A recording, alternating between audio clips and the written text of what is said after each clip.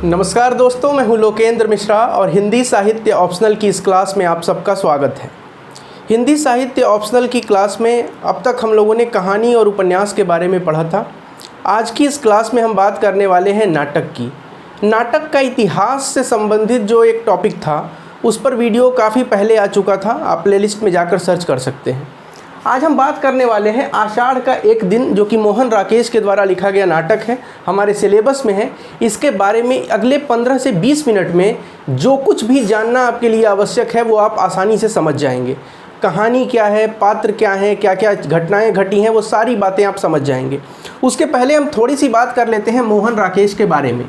मोहन राकेश जो हैं ये स्वातंत्र्योत्तर नाटककार हैं। स्वातंत्र्योत्तर नाटकों की कुछ अपनी विशेषता रही है।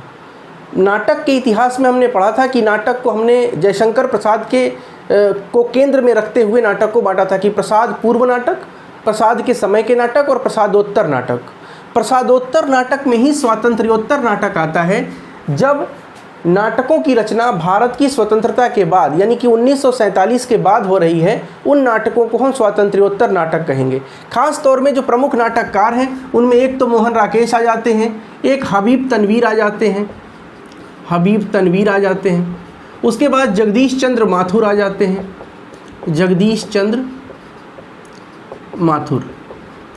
धर्मवीर भारती हैं, वो भी इसी समय में आएंगे। तो कहने का मतलब ये है कि इस स्वातंत्र्योत्तर नाटककार जो भी हुए हैं उनके समय में जो खास विशेषता देखी गई है, पहले उसकी चर्चा करते हैं। देखिए, स्वतंत्रता के बाद क्या हुआ। स्वतंत्रता के बाद जो भारत की जनता थी उसके मन में एक उत्साह था, और उत्साह के साथ साथ उनके मन में कुछ आकांक्षाएं थीं, कुछ इच्छाएं थीं। और वो इच्छाएं जो जनता के मन में थी, उन इच्छाओं की पूर्ति न हो पाने के कारण उनके मन में जो अवसाद उत्पन्न हुआ, जो मानसिक स्तर पर उन्हें भोगना पड़ा और जो शारीरिक स्तर पर उन्हें भोगना पड़ा, वह जनता की जो जनमानस आप कह सकते हैं, जनमानस की जो समस्या थी, उस समस्या को केंद्र में रखकर स्वातंत्र्योत्तर नाटककारों ने अपनी रचना को लिखा। नई कविता में भी वही मूल्य देखने को मिलते हैं, वही विशेषताएं नई कविता की हैं जो नई कहानी की है, और वही कुछ न कुछ फ्रेमवर्क आप कह सकते हैं स्वातंत्र्योत्तर नाटककार में भी है। अब स्वातंत्र्योत्तर नाटकों की जो थीम है वो थीम कहीं ना कहीं कुछ चीज़ों पर टिकी है, जैसे कि अजनबीपन,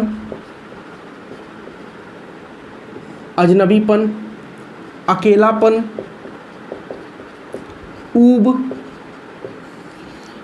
पहचान का संकट। मैं यहाँ लिख देता हूँ, पहचान का संकट। ये कुछ विषय हैं। जैसे कोई जब स्वतंत्रता मिली, फिर धीरे धीरे आज़ादी के बाद थोड़ा बहुत कुछ विकास हुआ। बहुत सारा विकास ऐसा भी था जो लोग चाहते थे कि हो, मगर वो नहीं हो पाया। तो उसकी वजह से लोगों के मन में जो एक ऊब आया, और जो धीरे धीरे शहरीकरण हुआ भारत का, और शहरीकरण के साथ साथ जो लोग थे उनका प्रवासन हुआ, वो गांव से शहरों की तरफ गए। तो गांव में उनकी ज़िंदगी कुछ और थी, शहर में आने के बाद उनकी ज़िंदगी कुछ और हो गई। शहरों का अजनबीपन, एकाकीपन, खालीपन उनके मन में एक वो बैठता चला गया, और उस अवसाद की वजह से वो जो जनमानस था, स्वतंत्रता के बाद का एक जो शहर की तरफ एक भागी हुई भीड़ थी, उस भीड़ के अंदर जो मन में जो चल रहा था, उन सारी चीज़ों को इन नाटककारों ने या इन रचनाकारों ने अपनी रचनाओं में लिखा।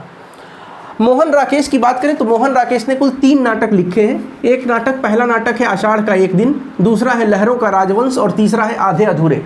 इन तीनों नाटकों में एक खास बात यह है कि तीनों ही स्वातंत्र्योत्तर नाटक हैं, और साथ ही साथ तीनों की जो पृष्ठभूमि है वो कहीं ना कहीं ऐतिहासिक या पौराणिक कथाओं पर बेस्ड है। लेकिन बहुत ध्यान से समझिएगा कि ऐतिहासिक परिदृश्य, जैसे दिव्या उपन्यास में हमने बात की थी, तो दिव्या उपन्यास इतिहास नहीं लिखा गया है। इतिहास के एक कालखंड की घटी हुई घटनाओं को या आज की घटनाओं, आज की समस्याओं को इतिहास के उस कालखंड में बैठाकर और एक रचना लिखी गई, वो हो गई दिव्या। वैसे ही मोहन राकेश के द्वारा जो आषाढ़ का एक दिन है, इस नाटक में भी इतिहास के एक कालखंड से एक दो पात्रों को चुनकर लिया गया है, और उन पात्रों को अपने हिसाब से आधुनिक समस्याओं को उन पात्रों के माध्यम से दिखाने का प्रयास इस नाटक में किया गया है। तो ये किताब है आषाढ़ का एक दिन, बहुत पतली सी किताब है, आप जरूर इसको पढ़िएगा। सबसे पहले पात्र परिचय आपको बता दें कि कौन कौन लोग हैं इसमें। तो इस नाटक में जो नायक है वो कालिदास है, नायिका मल्लिका है, मल्लिका की माँ है उसका नाम अंबिका है, मातुल है जो कालिदास का मामा है, निक्षेप है जो कालिदास का मित्र है, प्रियंगु मंजरी है जो कालिदास की पत्नी है, और कुछ अन्य गौड़ पात्र हैं, अनुस्वार, अनुनासिक, संगिड़ी, रंगिणी इत्यादि। ये कुछ गौड़ पात्र हैं। गौड़ पात्र का मतलब होता है कि उतने प्रमुख पात्र नहीं है, मगर इनकी भी जगह जगह पर आवश्यकता बनी रहती है, तो इसलिए इनको भी लिया गया। अब देखिए, सबसे पहले मैं कुछ आपको पढ़ के सुनाऊंगा, आप इसको ध्यान से पढ़िएगा, फिर हम इसके बारे में कुछ बातें आपको बताई जाएंगी। एक साधारण सा प्रकोष्ठ, दीवारें लकड़ी की हैं, परंतु निचले भाग में चिकनी मिट्टी से पोती गई हैं। बीच बीच में गेरू से स्वास्तिक चिन्ह बने हैं। सामने का द्वार अंधेरी ड्योढ़ी में खुलता है। उसके दोनों ओर छोटे छोटे ताक हैं जिनमें मिट्टी के बुझे दिए रखे हैं। बाईं ओर का द्वार दूसरे प्रकोष्ठ में जाने के लिए है। द्वार खुला होने पर उस प्रकोष्ठ में बिछे तल्प का एक कोना ही दिखाई देता है। द्वारों के किवाड़ भी मिट्टी से पोते गए हैं और उन पर गेरू एवं हल्दी से कमल तथा शंख बनाए गए हैं। दाईं ओर बड़ा सा झरोखा है जहाँ से बीच बीच में बिजली कौंधती दिखाई देती है। अब ध्यान से सुनिएगा। प्रकोष्ठ में एक चूल्हा है। आसपास मिट्टी और कांसे के बर्तन सहेज कर रखे गए हैं। दूसरी ओर झरोखा से हटकर 3-4 बड़े कुंभ रखे गए हैं जिन पर कालिख और काई जमी है। उन्हें कुशा से ढककर ऊपर पत्थर रख दिए गए हैं। झरोखा से सटा एक लकड़ी का आसन है जिस पर बाघ छाल बिछी है। चूल्हे के निकट 2 चौकियां हैं। उन्हीं में से एक पर बैठी अंबिका छाछ में धान फटक रही है। एक बार झरोखे की ओर देखकर वह लंबी सांस लेती है, फिर व्यस्त हो जाती है। इस नाटक के प्रथम अंक की शुरुआत इन पंक्तियों के साथ होती है। अब हम बात करेंगे इस नाटक के दूसरे अंक की शुरुआत को। ध्यान से सुनिएगा, इसके पीछे अभी आपको समझ में आएगा लॉजिक। प्रकोष्ठ की स्थिति में पहले से कहीं अधिक अंतर आ गया है। लिपाई कई स्थानों से उखड़ रही है। गेरू से बने स्वास्तिक, शंख और कमल अब बुझे बुझे से हैं। चूल्हे के पास पहले से बहुत कम बर्तन हैं। कुंभ केवल 2 हैं और उन पर ऊपर तक काई जमी है। आसन पर कुछ भोजपत्र बिखरे हैं, कुछ एक रेशमी वस्त्र में बंधे हैं। आसन के निकट एक टूटा मोढ़ा है जिस पर भोजपत्र सीकर बनाया एक ग्रंथ रखा गया है। चूल्हे के निकट कोने की रस्सी बंधी है जिस पर वस्त्र सूखने के लिए फैलाए गए हैं। अब हम बात करते हैं तीसरे अंक की शुरुआत कैसे होती है। वर्षा और मेघ गर्जन का शब्द। पर्दा उठने पर वही प्रकोष्ठ। एक दीपक जल रहा है। प्रकोष्ठ की स्थिति में पहले से बहुत अंतर दिखाई देता है। सब कुछ जर्जर और अस्त व्यस्त है। कुंभ केवल एक है और उसका भी कोना टूटा है। आसन अपने स्थान से हटा हुआ है और उस पर अब बाघ छाल नहीं है। दीवारों पर से स्वास्तिक आदि के चिन्ह लगभग बुझ चुके हैं। चूल्हे के पास केवल 2-1 बर्तन हैं जिन पर स्याही चढ़ी है। एक कोने में फटे मैले वस्त्र एकत्रित हैं। प्रकोष्ठ में कोई नहीं है। मातुल भीगे वस्त्रों से बैसाखी के सहारे चलता हुआ आता है। इस नाटक में कुल 3 अंक हैं। अब अगर पिछले 3 मिनट से आपने बहुत ध्यान से सुना होगा तो मैं कुछ बताने वाला हूँ, वह आपके लिए बहुत महत्वपूर्ण है। नाटक के तीनों अंकों में एक ही दृश्य है। मोहन राकेश ने इस नाटक को इस तरह से लिखा है कि इसमें 3 अंक हैं और केवल एक दृश्य है। उसी दृश्य में आमूल चूल परिवर्तन करके, या थोड़ा बहुत आप कहिए या ज़्यादा भी कह सकते हैं, उसी दृश्य में परिवर्तन करके अलग अलग अंक वहीं पर रचा गया है। मतलब वहीं पर हो रहा है, घटना घट रही है। इसका मतलब है कि जब आप नाटक में रंगमंचीयता की बात करते हैं तो रंगमंचीयता ऐसे नाटकों की आसान हो जाती है जहां एक ही स्थान पर बर्तनों को या वस्तुओं को इधर उधर बदल देने मात्र से वह वातावरण तैयार हो जाता है। तो जब भी आप इस उपन्यास के शिल्प पक्ष में रंगमंचीयता की बात करेंगे तो आपको यह ध्यान देना होगा कि कैसे बदला है। अब देखिए, दृश्य 1 में 3-4 कुंभ हैं।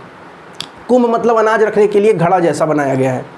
उसके अलावा अच्छे से बिछा हुआ एक तख्त है, उसके ऊपर बाघ की छाल है और साथ ही साथ उसी में आप देख रहे हैं कि जो दीवारें हैं वो अच्छी तरह से पुती हुई हैं, स्वास्तिक और शंख के चिन्ह बने हुए हैं। यह दिखाता है कि यह पहले अंक की जब शुरुआत होती है तो उस घर में समृद्धि है, उस घर में खुशहाली है। लेकिन दूसरे अंक में जब आप जाते हैं तो वह कुंभ 2 रह गए हैं। अब कुंभ 4 नहीं बल्कि 2 हैं, मतलब अनाज की कमी हो गई है। दीवारों से जगह जगह से प्लास्टर उखड़ रही है, इसका मतलब है कि अब धीरे धीरे अवसान की तरफ चल रहा है। घर की स्थिति अब ठीक नहीं रह गई है। यहाँ पर केवल घर की स्थिति नहीं है, यह घर मन का भी प्रतीक है कि मल्लिका का मन भी जिस तरह से पहले खुशहाल था, फिर धीरे धीरे कैसे उसका मन कैसे संताप से भरता जा रहा है। तीसरे अंक में हम देखते हैं कि कुंभ नहीं रह गया, कुंभ टूट चुका है। दीवार गंदी हो चुकी है, एक टूटा हुआ मोढ़ा रखा हुआ है, बाघ की जो छाल थी वो गायब हो चुकी है, टूटे हुए एक कोने में एक बिस्तर रखा हुआ है और कोई भी उस कमरे में नहीं है। यह दिखाता है कि कैसे स्थिति बदल रही है, कैसे धीरे धीरे मल्लिका के जीवन में जो एक खुशहाली थी वो कैसे समाप्ति की तरफ चली जा रही है।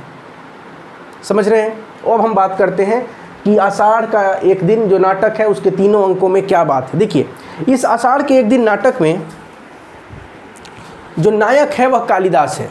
नायक कालिदास एक कवि है जो एक गांव में रह रहा है और उस गांव में एक लड़की से वह प्रेम करता है, उसका नाम है मल्लिका, और मल्लिका की माँ का नाम है अंबिका। यहाँ पर क्या होता है कि इस नाटक का नाम आषाढ़ का एक दिन क्यों है, इस पर एक अलग चर्चा हम करेंगे। आषाढ़ के प्रथम दिन पहली वर्षा हो रही है। कालिदास और मल्लिका एक दूसरे के साथ जंगलों में घूम रहे थे, बगीचों में घूम रहे थे और दोनों भीगे हुए हैं। और मल्लिका प्रवेश करती है उसी प्रकोष्ठ में जो सजा धजा है, जिसके प्लास्टर पर पुताई की गई है, जिस पर शंख और स्वास्तिक के चिन्ह बने हुए हैं, और वहाँ बाहर उसकी माँ है, वह धान फटक रही है। धान का फटकना, देखिए यहाँ पर कितना अंतर हो जाता है। आषाढ़ की बारिश का पहला दिन जब मल्लिका भीग कर आ रही है अपने प्रेमी के साथ, और उसी वक्त उसकी माँ जो है वो धान फटक रही है। यहाँ पर इस प्रतीक के माध्यम से 2 बातें कहने के प्रयास किया गया है। पहली चीज़ कि जो युवा हैं, जो युवा मन है, वह आषाढ़ के प्रथम दिन उत्साह से भरा हुआ है, पहली बारिश का आनंद ले रहा है। वहीं दूसरी ओर जो बुजुर्ग हैं, जिनके पास जीवन के कुछ अनुभव एकत्रित हो चुके हैं, वह धान फटक रही है अंबिका, यानी कि वह दिखा रही है, यहाँ पे यह दृश्य दिखाया गया है कि एक तरफ युवाओं के मन की भावना है और दूसरी तरफ बुजुर्गों के मन का यथार्थ है। जो इस जीवन का कटु यथार्थ है वह उससे परिचित है। अब आषाढ़ की प्रथम बारिश अंबिका के मन को खुशी नहीं देती है, बल्कि उसके अंदर एक भय पैदा कर सकती है कि उसका घर, उसका मकान कहीं से उस बारिश से रिस कर कहीं पानी तो नहीं आ जाएगा, कहीं अनाज जो है वह भीग तो न जाएगा। यह दिखाता है कि एक ही तरह की चीज़ें 2 तरह के अलग अलग मनुष्यों पर अलग अलग प्रभाव डालती हैं। उसके बाद मल्लिका और कालिदास का प्रेम है। फिर क्या होता है कि कालिदास चूँकि एक कवि है और कालिदास की कविताओं या रचनाओं की प्रेरणा जो है वह उसी ग्रामीण परिदृश्य से आता है और मल्लिका के प्रेम से उपजता है।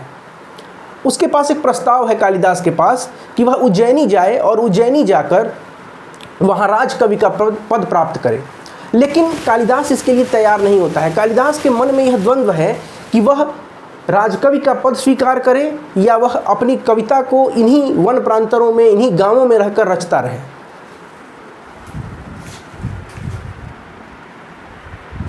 तो कालिदास जाने को मना करता है, लेकिन मल्लिका जो है वह समझाती है कालिदास को कि चले जाओ।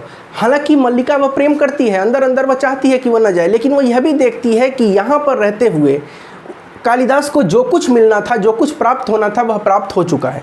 कालिदास का एक मित्र है निक्षेप, वह समझाता है और वह क्या कहता है, वह कहता है योग्यता 1/4 व्यक्तित्व का निर्माण करती है, शेष पूर्ति प्रतिष्ठा कर देती है।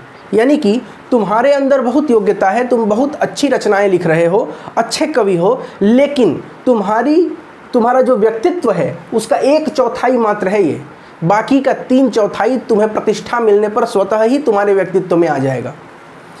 कुल मिलाकर यह होता है कि निक्षेप के इस कथन से अंत में कालिदास जाने को तैयार होता है उज्जैनी। कालिदास यहाँ पर प्रेम, भावना और उसके साथ साथ आर्थिक विपन्नता से निकलने के रास्ते में से वह एक चीज़ को चुनता है। वह चीज़ है आर्थिक विपन्नता से निकलना।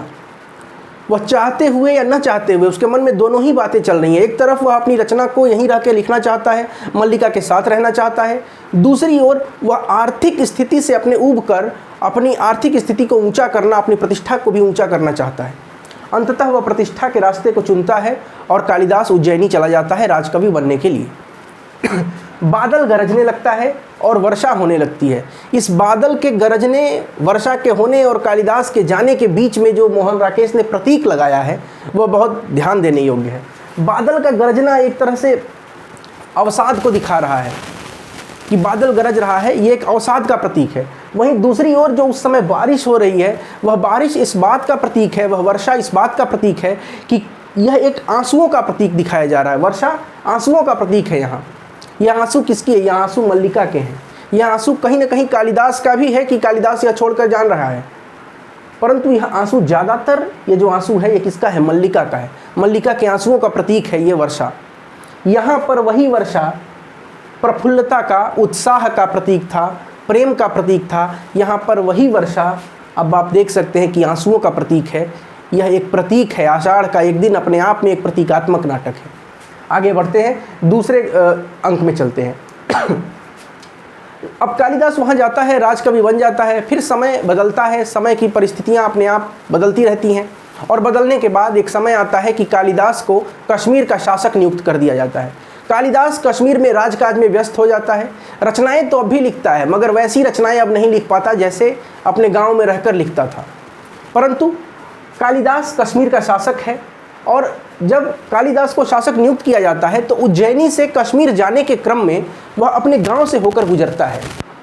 और जब वह अपने गांव से होकर गुजरता है, इस बीच एक बात और है कि उसका विवाह हो चुका है प्रियंगु मंजरी से। प्रियंगु मंजरी कौन है? यह राजा की पुत्री है, जो उज्जैनी के शासक चंद्रगुप्त सेकंड की बात हो रही है यहाँ पे, तो उनकी पुत्री है।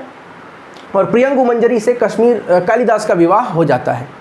कालिदास जब उस रास्ते से गुजरता है, अपने गांव में रुकता है, तो प्रियंगु मंजरी जो है, जो कालिदास की अब पत्नी है, वह मल्लिका से मिलना चाहती है, क्योंकि उसे पता है कि मल्लिका वह व्यक्ति है, वह स्त्री है जिसकी प्रेरणा से कालिदास ने अनेक ग्रंथ लिखे हैं। तो वह उस स्त्री से मिलना चाहती है। मिलने के पीछे के कई कारण हैं। एक कारण तो यह है कि प्रियंगु मंजरी उससे मिले और कहीं न कहीं मल्लिका का विवाह करा दे, ताकि मल्लिका का विवाह हो जाने के बाद कालिदास का मन मल्लिका से बिल्कुल हट जाए। दूसरी चीज़, वह चाहती है कि मल्लिका को कुछ धन दे दिया जाए, उसके घर का पुनर्निर्माण करा दिया जाए। वह मल्लिका से मिलती है और मल्लिका के पास यह प्रस्ताव रखती है कि मैं तुम्हारे घर को बनवाना चाहती हूँ, तुम्हारा विवाह किसी से करवा देना चाहती हूँ। बहुत से ऐसे राजकीय अधिकारी हैं, मैं किसी से तुम्हारा विवाह करा देती हूँ। हालांकि मल्लिका इससे इनकार कर देती है और अंततः यह खंड भी समाप्त हो जाता है। हम बात करें तीसरे खंड की, जो तीसरा अंक है इस नाटक का। तीसरे अंक में दिखाया गया है कि कश्मीर में विद्रोह होता है और कश्मीर में विद्रोह के समय ही सत्ता पलट जाती है और कालिदास वहाँ से भाग जाता है। यहाँ पर ध्यान से समझिएगा कि कालिदास का यहाँ से भी भाग जाना मतलब अपने प्रेम को छोड़कर आर्थिक स्थायित्व को चुन लेना, उसके बाद वह किसी और से विवाह कर लेना।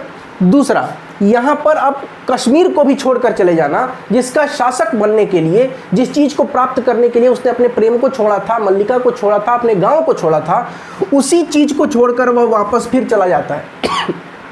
यह दिखाता है कि यह कालिदास जो है, यह नायक कालिदास पलायनवादी है, महत्वाकांक्षी है और आत्ममोह में फंसा हुआ व्यक्ति है। यह दिखाता है। सत्ता के कारण अब कालिदास भागता है।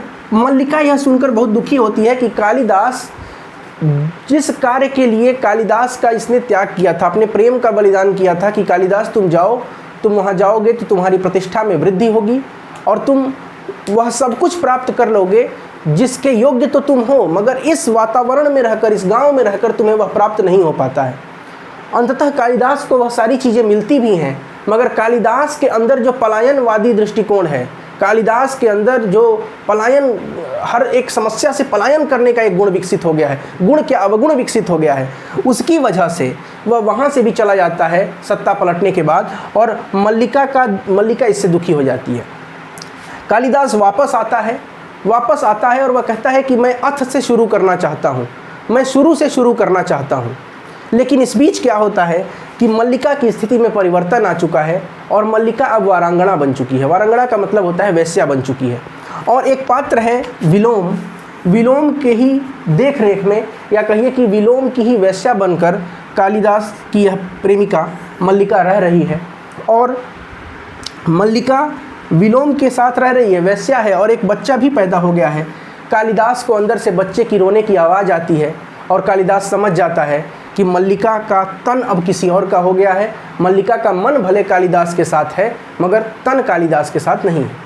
तो तन की पवित्रता, कालिदास को यह लगता है कि मल्लिका के तन की पवित्रता का नाश हो गया है, और तन की पवित्रता के बिना मन की पवित्रता का कालिदास क्या करेगा, यह सोचकर कालिदास वहाँ से भी पलायन कर जाता है। आखिरी समय में भी कालिदास पलायन करता है और कालिदास के पीछे बाहर तक आती है मल्लिका अपने बच्चे को गोद में लिए, लेकिन वहीं आकर रुक जाती है क्योंकि उसे पता है उसे अब पता चल गया है कि भावना और यथार्थ में से यथार्थ को ही चुनना पड़ता है। विलोम यथार्थ है, विलोम मल्लिका के जीवन का यथार्थ है, कालिदास मल्लिका के जीवन की भावना है, मल्लिका के जीवन का प्रेम है। यह नाटक यहीं पर समाप्त हो जाता है और 3 खंड में इस नाटक में क्या क्या था वो मैंने आपको बताया। मैं इसमें से कुछ आपको पढ़कर बता देता हूँ। जो आखिरी खंड है वो मैं आपको एक बार सुना देता हूँ और यहीं पर इसको समाप्त करते हैं।